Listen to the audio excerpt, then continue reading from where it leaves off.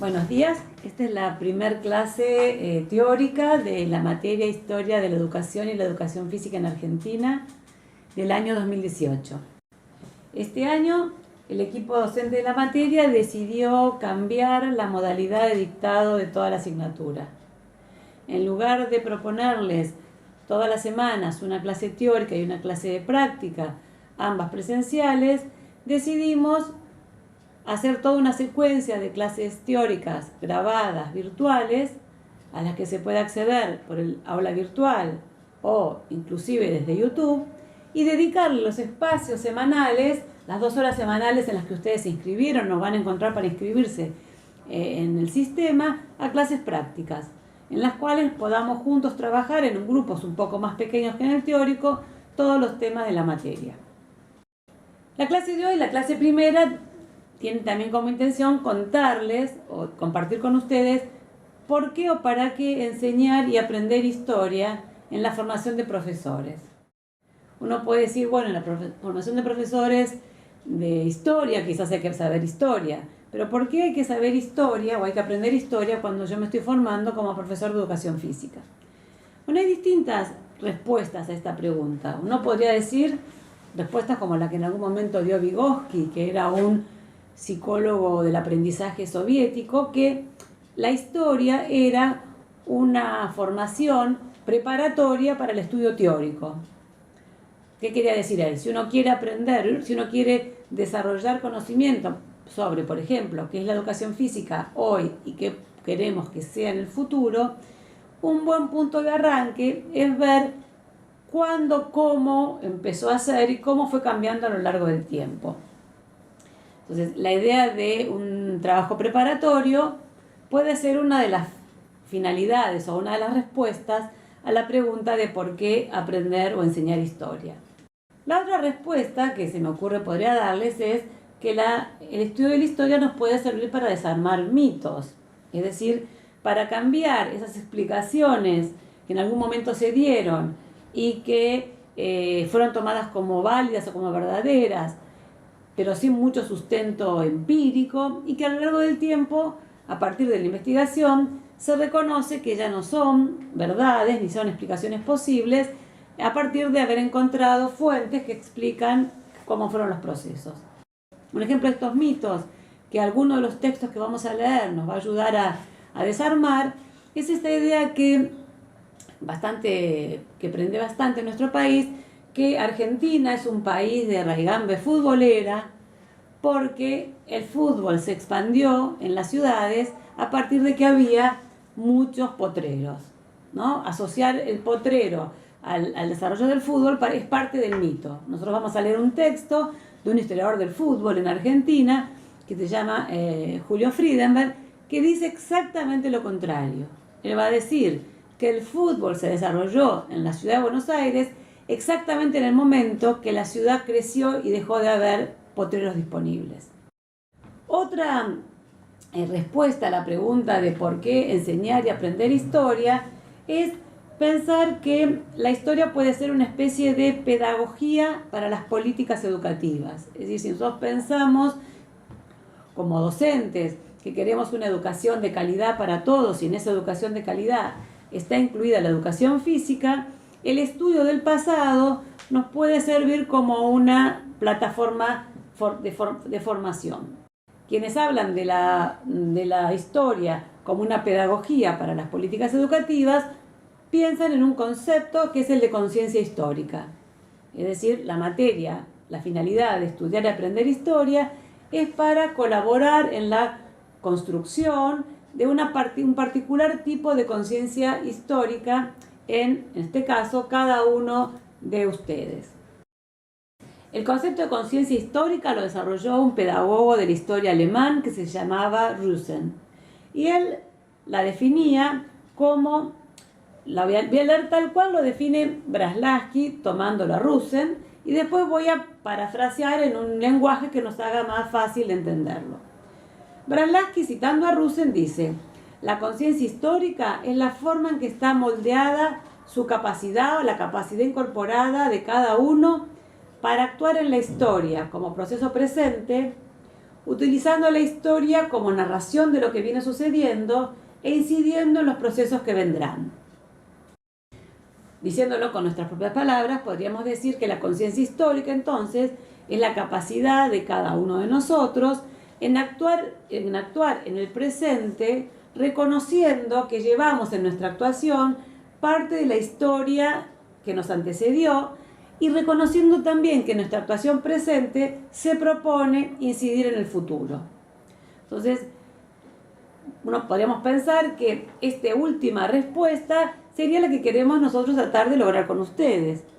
Nuestra idea de la enseñanza y el aprendizaje de la historia en la formación docente es para colaborar en que cada uno de los futuros profesores desarrolle un tipo particular de conciencia histórica respecto de la educación física y de la educación que le permita actuar en el presente mirando hacia el futuro, proponiéndose la utopía que le parezca más deseable para todos y reconociendo las tradiciones y los ejemplos que porta y arrastra sobre sus espaldas.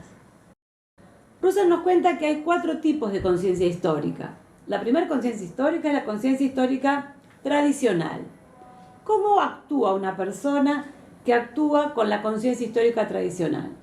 Esa persona intenta reproducir en la actualidad las tradiciones, las prácticas y las teorías del pasado, quizás aquellas de la etapa en que se formó, sin ponerlas en duda, ¿no? Actúa las tradiciones y con las tradiciones se proyecta el futuro.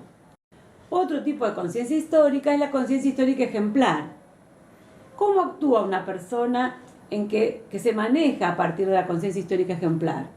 Bueno, en general tiene identificado algunos modelos en la historia de la disciplina en la que trabaja, en la historia de la educación física, modelos de profesor, modelos de instituciones, modelos de enseñanza, y lo que hace en su práctica contemporánea es actualizar esos ejemplos.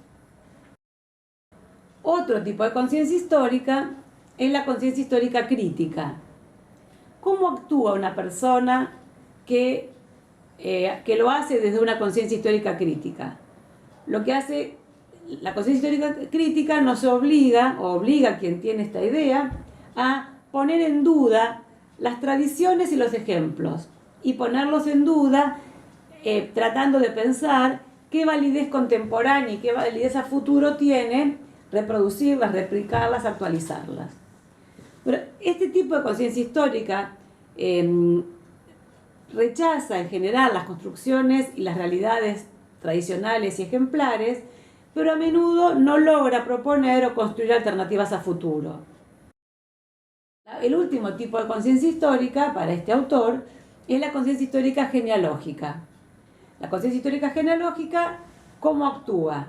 Reconoce las tradiciones, reconoce los ejemplos, o sea, parte o toma en su acervo los 2 primeros tipos de conciencia histórica, las pone en duda, es decir, critica los ejemplos y las tradiciones en función del contexto en que se desenvuelve en la actualidad, pero no se queda paralizado en esta crítica, sino que se propone apuntar a la utopía, es decir, elegir un fin, una finalidad posible y deseable para todos, y a partir de este recorrido, ¿no?, intenta accionar apuntando hacia allá. Entonces, de alguna manera, a nosotros nos gustaría, el equipo docente de la materia, contribuir a que ustedes puedan, de los 4 tipos de conciencia histórica que existen y que seguramente ya está funcionando en la manera en que cada uno de ustedes actúa, logren llegar hacia la conciencia histórica crítica y aún más posicionarse en una conciencia histórica genealógica, es decir, que pueda poner en duda la educación física, el deporte, la cultura física, pero a partir de ponerla en duda, valorice aquello que tiene sentido actualmente y puede permitir, por ejemplo, pensar o llevar la utopía de la educación de calidad para todos. Ahora bien, ¿qué tipo de historia vamos a hacer? ¿Historia de qué cosa vamos a hacer? Nuestra materia se llama Historia de la Educación y la Educación Física en Argentina. Entonces, por un lado, uno puede pensar, vamos a hacer historia de la educación argentina. ¿Y qué vamos a hacer en relación a la historia de la educación física? Y ahí también tenemos distintas opciones. Podríamos hacer una historia de las prácticas corporales que existieron en la Argentina a lo largo del tiempo. por ejemplo, una historia de las gimnasias, los juegos, los deportes, las danzas. También podríamos hacer una historia de las teorías pedagógicas generales y las teorías pedagógicas específicas de la educación física. También podríamos hacer una historia de la educación física pensada o entendida como una asignatura escolar, es decir, como un componente del currículum de la escuela, y vincular esa educación, esa escuela y esas asignaturas con la historia social, la historia política y la historia económica del país. Les quiero contar que la historia de la educación física que vamos a hacer es la última. Para nosotros en la materia vamos a definir la educación física como aquel recorte de la cultura con la cual que se inserta, que se integra al currículum escolar, y vamos a entender también a la educación física como una parte de todo lo que la escuela enseña. En esa línea vamos a tratar de entender por qué a lo largo del tiempo la escuela o el sistema educativo enseñó determinadas cosas, organizado en determinados niveles, con acceso a determinados sectores de la población y con determinadas selecciones de contenido. Y la respuesta a por qué lo hizo lo vamos a buscar en la organización social de nuestro país, lo vamos a buscar en la organización política de nuestro país y también en las necesidades económicas. Eso que les estoy contando es hacer una historia social y cultural de la educación física. Eso no quiere decir que no vamos a hablar de las prácticas corporales lúdicas, expresivas, del deporte o de la danza. Los vamos a tener en cuenta porque esta asignatura escolar se conformó en diálogo con aquellas prácticas que existían en la sociedad.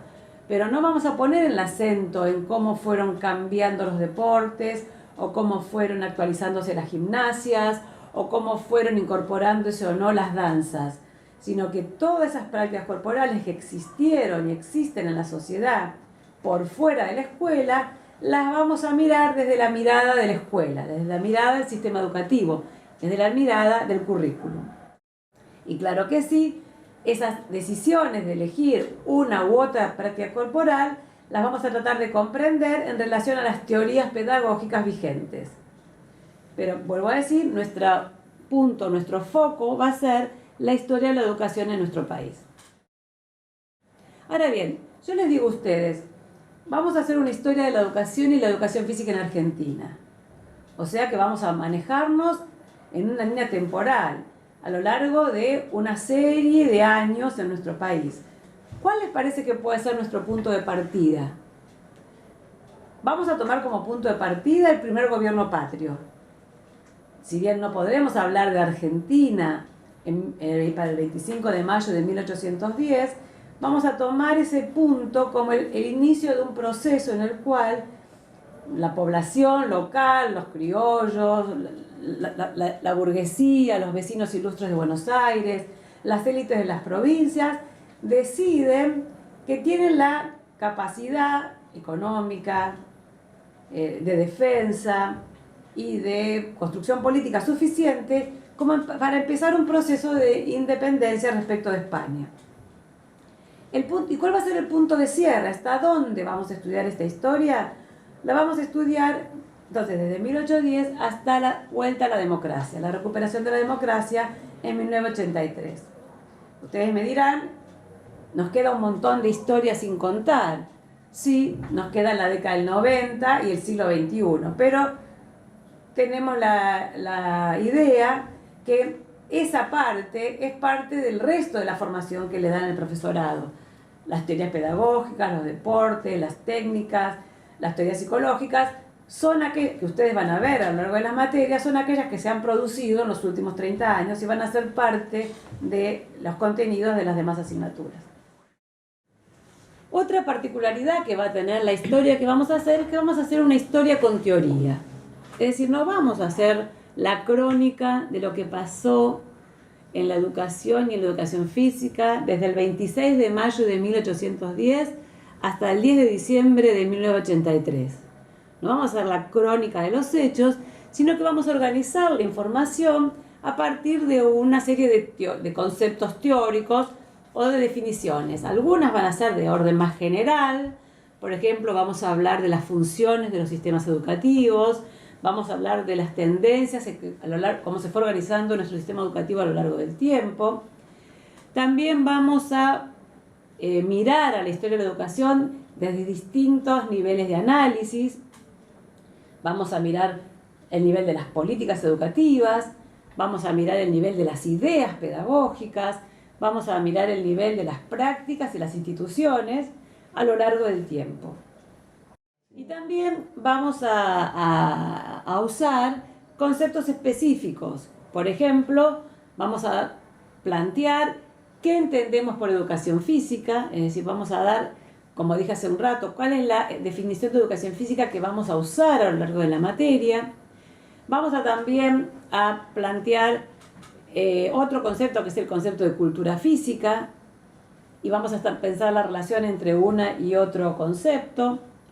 Y también otro elemento que vamos a usar para organizar nuestra historia de la educación es plantear una periodización.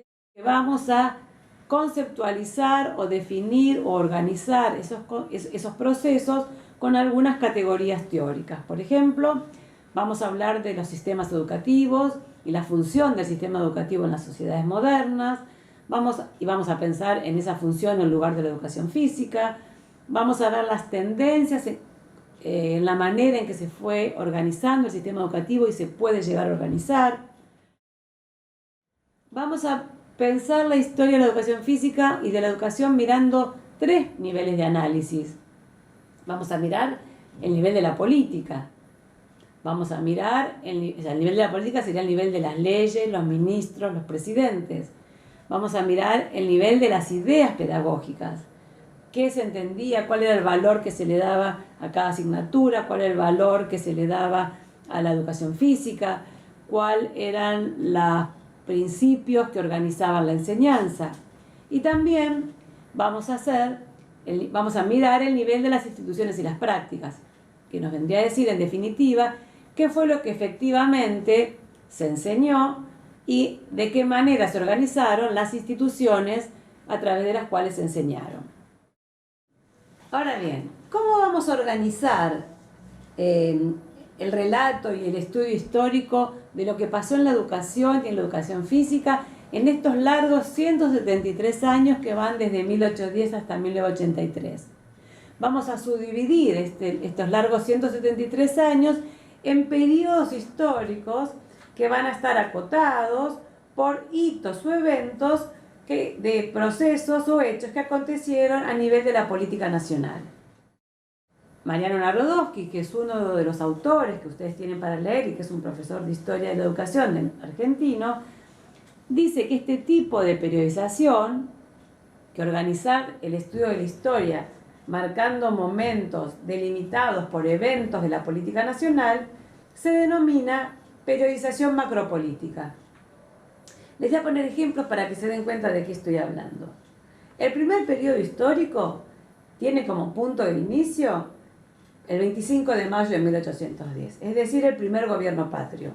Esa reunión, esa semana de mayo, esa reunión en el Cabildo de Buenos Aires, para decidir qué se hacía con el poder político cuando Fernando VII, el rey de España, estaba preso de Napoleón, constituye un hito en la política nacional, en la política argentina. Es el punto en que la población argentina, bueno, los vecinos prestigiosos, los comerciantes de Buenos Aires, algunos militares, algunos referentes de la iglesia, me refiero, quizás no toda la población de Buenos Aires se puso a pensar esto, pero lo que se llaman las fuerzas vivas de Buenos Aires empiezan a pensar que quizás acá podría empezar a gestarse una unidad política diferente de España.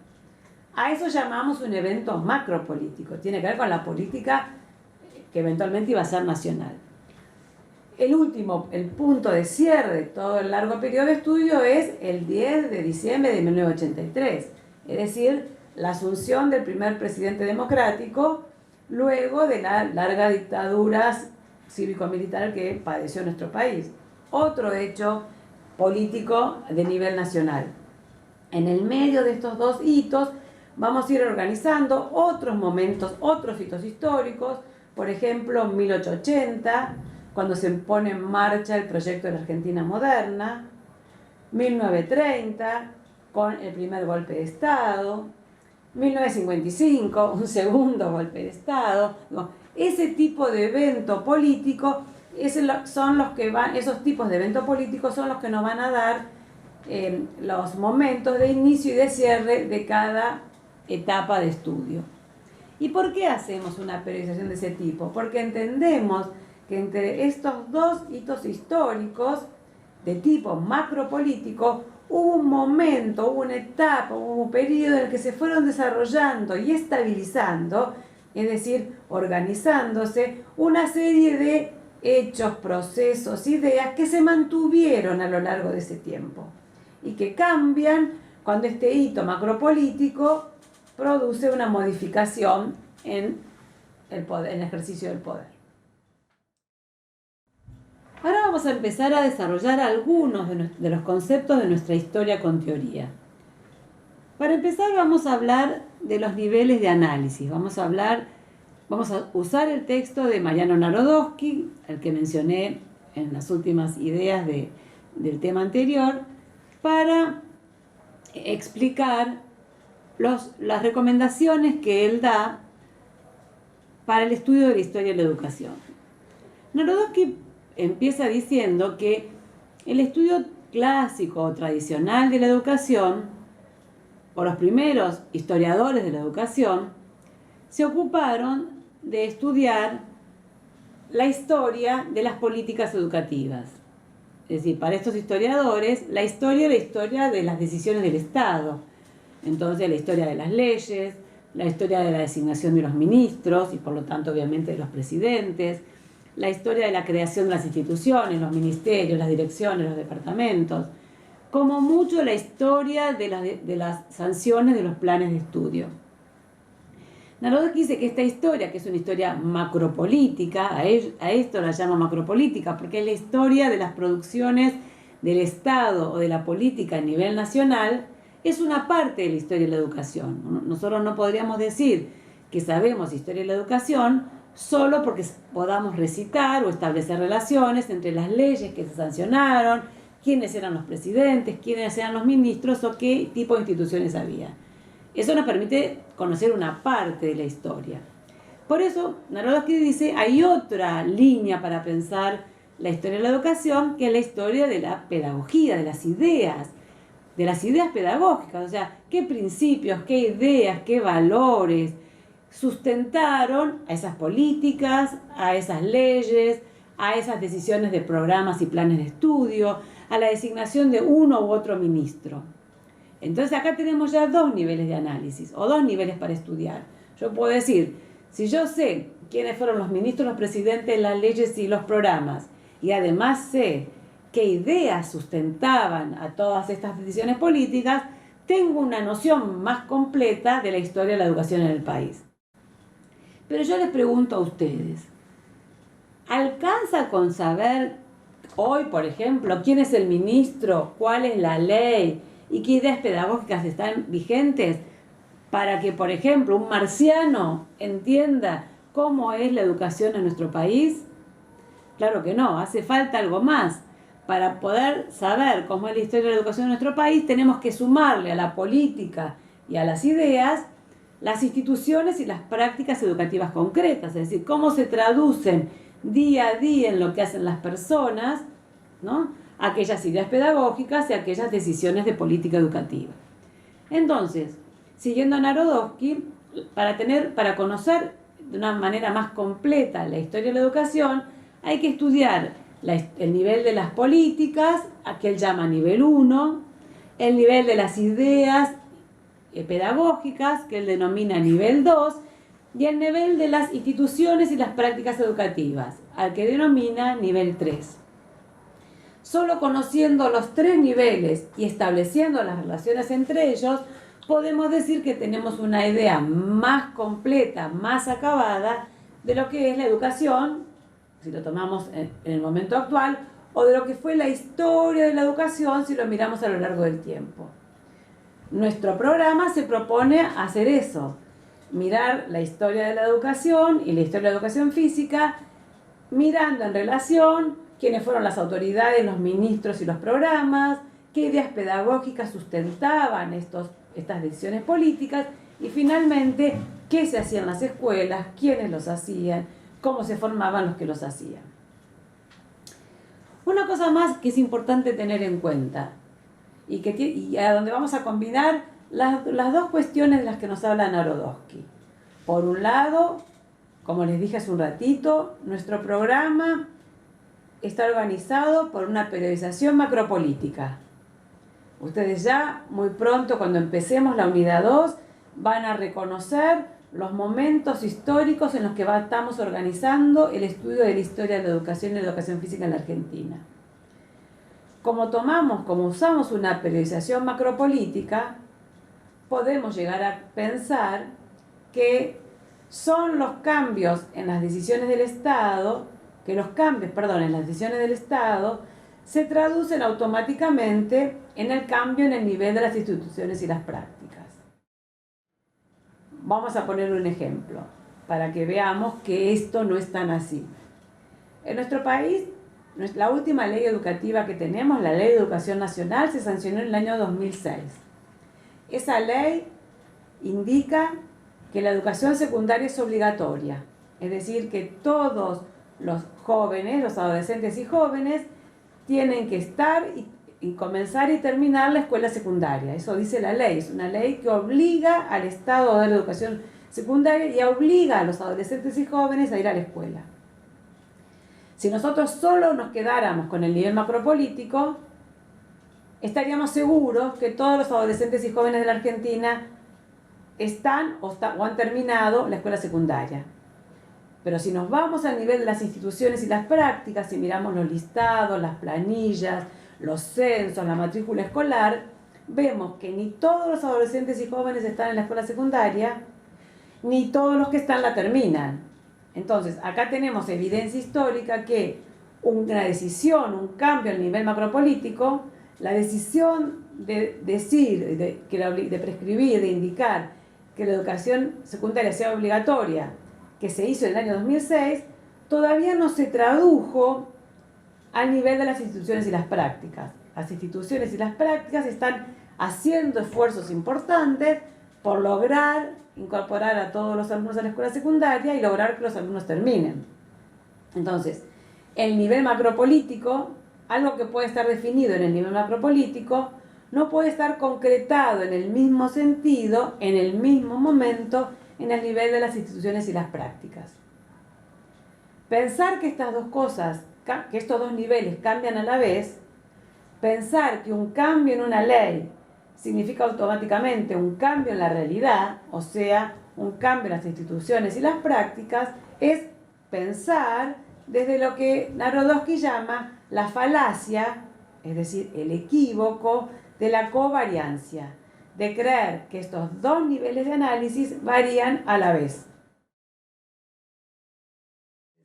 Otro ejemplo para entender qué queremos decir con falacia de la covariancia o qué quiere decir que los dos niveles educativos, el nivel de lo macropolítico y el nivel de las prácticas e instituciones, no varían a la vez, otro ejemplo tiene que ver con la otra ley de obligatoriedad escolar que fue la ley 1420. La primera ley de obligatoriedad escolar que tuvimos a nivel nacional y que en el año 1884 prescribió que los niños de 6 a 14 años de edad tenían que estar en la escuela primaria. Es decir, prescribió la obligatoriedad, la gradualidad y la gratuidad de la educación elemental. Esa ley se sanciona en 1884, obligando a los padres a mandar a sus hijos a la escuela, obligando al Estado a crear escuelas en todos los pueblos, obligando al Estado a formar maestros.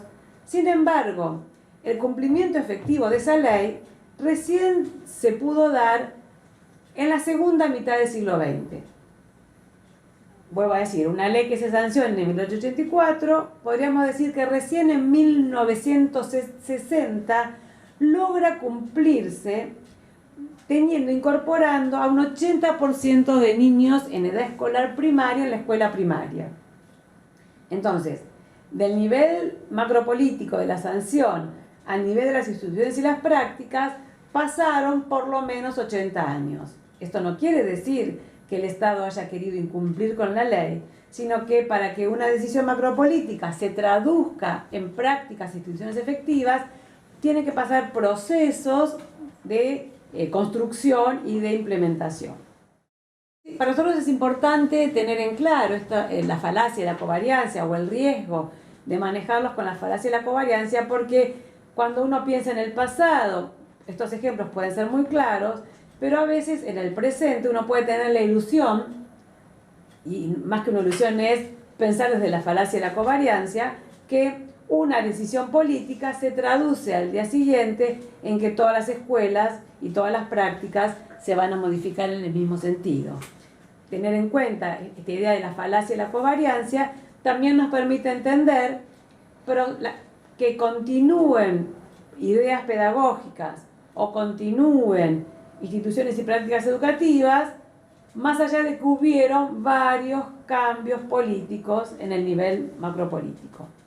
Esto es un elemento que vamos a poder reconocer no solamente en la historia de la educación, sino también muy claramente en la historia de la educación física y de la formación docente en nuestro país.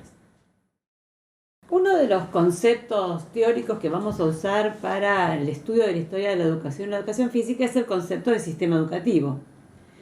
Yo le podría decir, por ejemplo, que el sistema educativo es el conjunto de instituciones a través de las cuales se gobierna, gestiona, administra, provee, distribuye la educación en un país.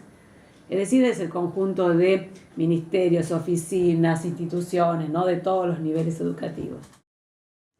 Braslavsky, que es uno de los autores que ustedes tienen para leer, dice que los sistemas educativos los sistemas educativos modernos, o sea, los que se crearon hace 200 años, cumplen 3 funciones. La primera es distribuir conocimientos, valores, actitudes, ideas a la población. La segunda función es estamentalizar a la población a partir de los saberes, ideas, valores de los cuales se van apropiando. ¿Qué quiere decir esto? Uno podría decir que si uno transita a un nivel de sistema educativo, puede ubicarse en una posición, en un estamento en la sociedad al que podríamos identificar como nivel educativo alcanzado. Si uno atraviesa más de un nivel educativo, puede posicionarse en un estamento cultural o social diferente. Entonces, Braslavsky dice que la función del sistema educativo, la segunda función, es ayudar a ubicar, a esto se trata de la idea de estamentalizar, a ubicar a las personas en distintas posiciones sociales, distintos estamentos, en función de los años del sistema educativo recorrido, en función de los niveles alcanzados de educación. La tercera función que dice Braslavsky que cumplen los sistemas educativos es construir un discurso, o sea, un conjunto de ideas que justifica o legitima o hace entender como justo esa estamentalización o esas posiciones que cada uno alcanzó. ¿Qué quiere decir esto? Que además de distribuir saberes, de permitirnos ubicarnos cada uno de nosotros en una posición en función de los años del sistema educativo que recorrimos, también genera una idea de la que todos somos parte y aceptamos, de que si logramos una posición debido a un título, a una credencial conseguida a través de años de esfuerzo de educación, esa posición, ese estamento que ocupamos es justo, es legítimo. Entonces, una de las funciones del sistema educativo es distribuir conocimiento, posicionar a las personas en función de ese conocimiento en un lugar social, en una ocupación, en un oficio, y a su vez traducir para todos que esas distintas posiciones obtenidas son justas, son legítimas porque son producto del mérito, de un mérito personal, de un mérito familiar, de un esfuerzo institucional. Ahora bien, todos los sistemas educativos, en todo momento histórico, manifiestan tendencias a la unidad y a la diferenciación. Una manera de entender esto es decir que, por ejemplo, unidad significa las mismas prestaciones educativas para todos, con condiciones de aprendizaje similares, con métodos similares, con infraestructura, condiciones materiales similares. En el punto opuesto, podemos pensar la tendencia a la diferenciación, que la podríamos entender como diferentes prestaciones educativas para diferente población, con diferentes condiciones materiales, con diferentes estrategias de enseñanza. Estas tendencias a la unidad y a la diferenciación se pueden expresar tanto en el sentido horizontal como en el sentido vertical. ¿Qué es una tendencia a la unidad en el sentido horizontal? Significa que transitando el mismo nivel educativo, todos los niños reciben la misma prestación con condiciones equivalentes de aprendizaje, con condiciones materiales equivalentes. Por ejemplo, si pensamos en la escuela primaria, los contenidos básicos comunes son pensados para todos los niños.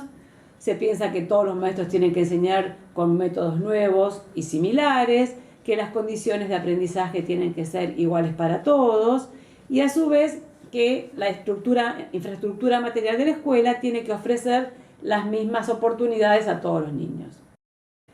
¿Qué entendemos por diferenciación en el eje horizontal? Bueno, justamente lo contrario, que hay diferente prestación educativa, aún en el mismo nivel primario, o sea, diferentes escuelas primarias, que enseñan no todas lo mismo, que no ofrecen a todos los niños las mismas condiciones, que no tienen a los maestros todos formados de la misma manera. Vuelvo a decir que lo que Brolaski dice que los sistemas se manejan entre estas tendencias, a la unidad, tratando de dar a todos lo mismo, o a la diferenciación, lográndole dar a todos cosas diferentes. También hay puntos intermedios. Pasando a la dimensión vertical, podemos decir que un sistema educativo tiene una tendencia a la diferenciación vertical. Eso es básico porque un sistema educativo está compuesto por niveles educativos, por grados educativos, los cuales distribuyen saberes de cada vez mayor complejidad, pero en ese eje vertical las instituciones pueden estar dirigidas o coordinadas desde un mismo órgano central, ser un sistema educativo centralizado, o la organización y gestión de las instituciones puede estar llevada adelante por distintas oficinas de gestión. Nuestro sistema educativo actual, por ejemplo, es diferenciado desde el punto de vista vertical, no solamente porque hay grados y niveles, sino porque también está descentralizado y las escuelas, instituciones de cada provincia están reguladas por un ministerio de educación o una oficina de educación provincial. Estas tendencias a la unidad y a la diferenciación se combinan con otras dos funciones del sistema educativo, que es la función de democratización o distribución de saberes, o la función opuesta, que es la de concentración o monopolización de saberes. ¿A qué nos referimos con que el sistema educativo distribuye y democratiza saberes? Si me posiciono entre fin del siglo XIX y mediados del siglo XX, diría, un sistema educativo democratiza y distribuye saberes cuando está organizado con tendencia a la unidad, es decir, piensa para todos los niños que recorren la escuela primaria los mismos saberes, con los maestros formados de la misma manera, con edificios escolares construidos con la misma calidad y con los mismos recursos metodológicos. Y esa idea de tendencia a la unidad es la que lleva a la democratización o distribución del conocimiento acumulado. En el sentido opuesto, y ubicándome en el mismo momento histórico, podría decir que si el sistema educativo no estaba organizado con tendencia a la unidad, sino con tendencia a la diferenciación, es decir, que algunos grupos, sectores, clases les distribuía un tipo de saber que no distribuía para otros, esa tendencia de organización diferenciada con tendencia a la diferenciación del sistema educativo permitiría o daría lugar a que en algunos de estos grupos, clases o sectores se concentre el saber, es decir, se ejerce el monopolio respecto a determinados saberes que en última instancia dan habilidades, poderes y posibilidades. Entonces, si pensamos en el momento de creación de los sistemas educativos y en nuestra línea del tiempo, si nos posicionamos entre 1810 y 1955, casi, podríamos decir que el sistema educativo organizado con tendencia a la unidad se proponía la democratización del conocimiento acumulado, es decir, la distribución del saber acumulado para la mayoría de la población. Y que esto rompía con el monopolio del saber que pudo haber existido antes de que se organizara un sistema educativo nacional, cuando la educación era una cuestión privada, particular, cuando cada uno recibía la educación que podía por el sector social al que pertenecía, por ejemplo. En ese momento podíamos decir que el saber acumulado estaba monopolizado entre aquellos que tenían el acceso a este saber o el acceso a la capacidad de pagar a quienes tenían ese saber y les podían enseñar. Ahora bien, las tendencias a la unidad y a la diferenciación, que parecía tan claramente apuntar a la democratización, una, y al monopolio, la otra, hasta mediados del siglo XX, como les dije hace un rato, hasta más o menos 1955, empezaron a tener un efecto diferente a partir aproximadamente de la década 60 del siglo XX. En ese momento es cuando se logra, para la historia de la educación que va desde la sanción de la Ley 1420 hasta ese momento, la mayor cantidad de matrícula, o sea, la mayor expansión de la matrícula al nivel primario, y la escuela primaria logra incorporar a un 75% de chicos en edad escolar. Pensado el sistema con tendencia a la unidad, en ese momento, con esa matrícula y esa tendencia a la unidad, el sistema educativo empieza a tener problemas de eficiencia. ¿Qué quiere decir problemas de eficiencia? Que los chicos repiten, se desgrana y abandonan el sistema educativo. Entonces, la tendencia a la unidad, en ese momento histórico, parecía dejar de servir a la democratización y parecía, aún como un efecto no deseado, ayudar a la concentración de saber, a la monopolización, porque aquellos chicos que abandonaban o desertaban la escuela porque no entendían lo que se les enseñaba, se quedaban fuera de la posibilidad de acceder al conocimiento acumulado. ¿Por qué pasaba esto? Porque en ese momento histórico, cuando se incorpora casi un 75% de chicos en edad escolar a la escuela, podríamos decir algo que parece una obviedad. La escuela se hace más heterogénea, es decir, las aulas se hacen más heterogéneas. Y esos maestros que enseñaban a todos por igual, a todos de la misma manera, a todos como si fueran uno, a todos los mismos conocimientos, fueron eficientes, lograban enseñar y que los chicos aprendan para un grupo de chicos. Aquellos chicos que quizás venían de trayectorias familiares escolarizadas, aquellos chicos que pertenecían a familias o sectores sociales que venían en el sistema educativo desde hacía varias décadas, pero resultaba ineficaz para aquellos chicos que eran primera generación de escolares. A estos chicos la tendencia a la unidad los dejaba fuera. Y es a partir de ese momento que se empieza a pensar que para lograr la democratización del conocimiento hay que combinar de una manera sutil, particular, las dos tendencias, la tendencia a la unidad, lo mismo para todos, con la tendencia a la diferenciación, el reconocimiento de las diferencias de quienes son los sujetos que aprenden.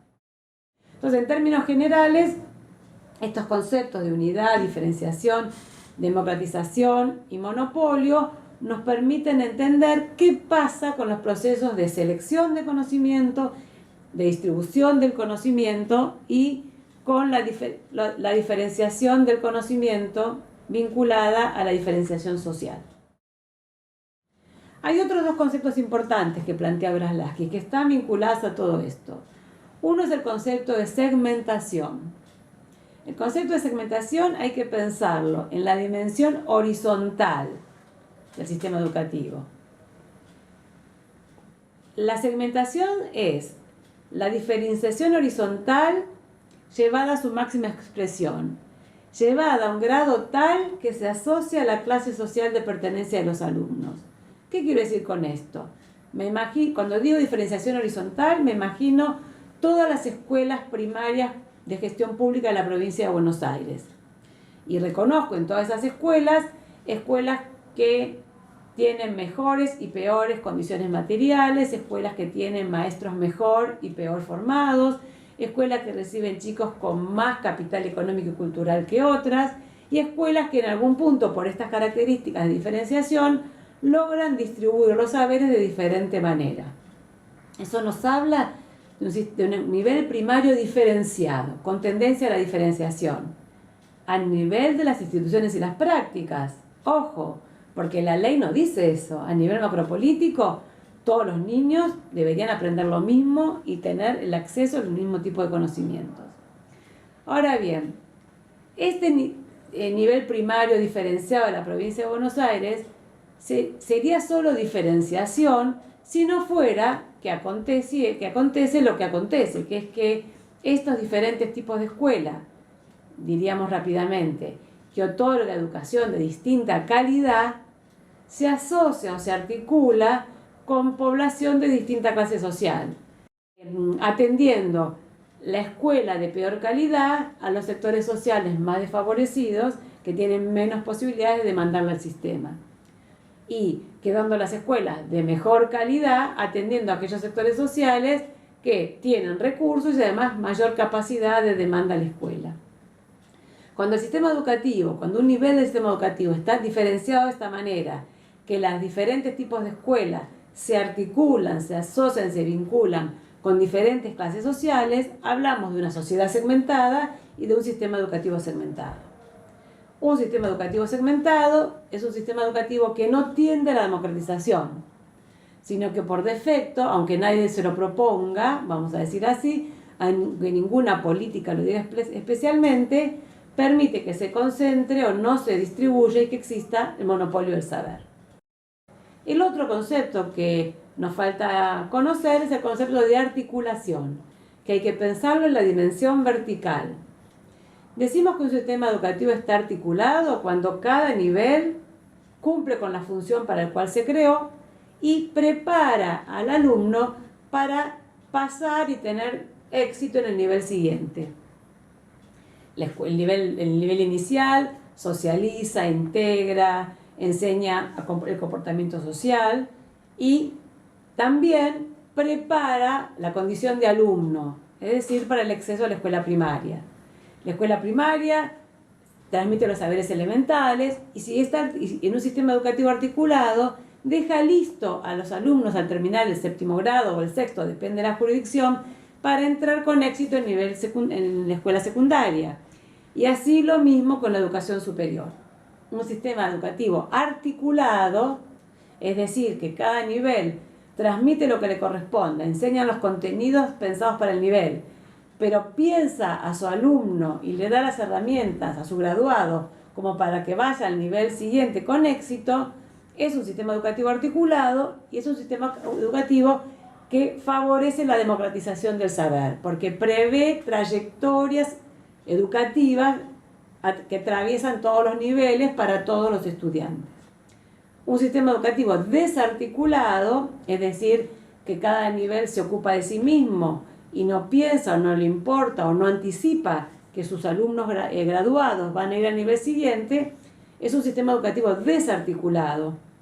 Un sistema educativo desarticulado no le da las herramientas a los estudiantes que terminan cada nivel para entrar al siguiente con éxito. Y en ese punto favorece la concentración o monopolio del saber. Si nos ponemos a pensar en nuestro sistema educativo, diríamos que la mayor articulación se da entre el nivel inicial y la escuela primaria. Por la edad que tienen ustedes como estudiantes, seguramente, y si fueron al jardín de infantes, en el preescolar, seguramente ya la maestra les habrá hablado de la escuela primaria, habrán usado algún elemento de la primaria, habrán visitado escuelas primarias, porque el nivel inicial los piensa a los niños como escolares de la escuela primaria, que es obligatorio. No pasa lo mismo entre el nivel secundario y el nivel superior. El nivel medio, la escuela secundaria, no necesariamente piensa a todos sus estudiantes y sus graduados como estudiantes universitarios. Y no solo no los piensa a todos como ellos, sino que tampoco le da todas las herramientas para pasar al nivel superior. Y es ahí donde se dan las mayores desarticulaciones en nuestro sistema educativo. Con estas ideas terminamos los conceptos generales con los que vamos a estudiar la historia de la educación. Y en la próxima parte de la clase teórica nos vamos a centrar en los conceptos específicos, los que tienen que ver, los que nos van a ayudar a pensar qué entendemos por educación física, qué entendemos por cultura física y qué entendemos con la ciencia de la educación física o el conocimiento teórico disciplinar. Este tema está planteado en un video que está en nuestra página, en nuestra plataforma, que se llama ¿Qué es la educación física? Y es un video de una entrevista que hice con Tulio Guterman, que es el editor de la revista fdeportes.com. Ese video les va a poner claramente nuestras definiciones centrales específicas.